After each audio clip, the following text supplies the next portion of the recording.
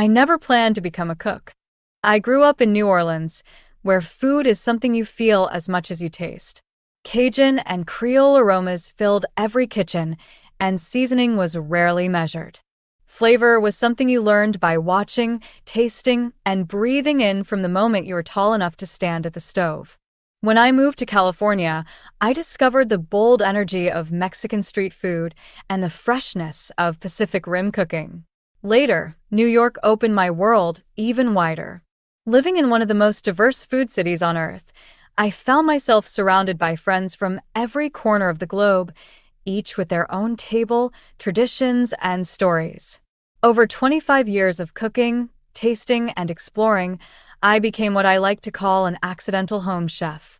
I never attended culinary school or followed a formal path. I simply fell in love with food, especially international flavors that tell the story of where they come from, and I just kept cooking. The seasoning problem. Along the way, I began creating my own seasoning blends out of frustration with store-bought mixes that tasted mostly like salt. Concerned about my husband's blood pressure, I started blending herbs and spices myself, one for fish, another for salmon, and others inspired by Italian, Mexican, and New Orleans flavors. Before long, my kitchen counter looked like a spice laboratory, and friends and family kept asking for jars of what I was using. That curiosity and demand is how this book was born. What this book is really about. This is more than a book of spice recipes. It's a simple system for thinking about flavor. By creating seasoning jars organized by cuisine, you can cook without measuring each time.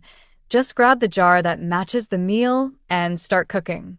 These blends come from over 25 years of exploring international foods and learning from kitchens across New Orleans, California, New York, and beyond, bringing those flavors together to share with you. Welcome to the kitchen. Let us season and cook something beautiful.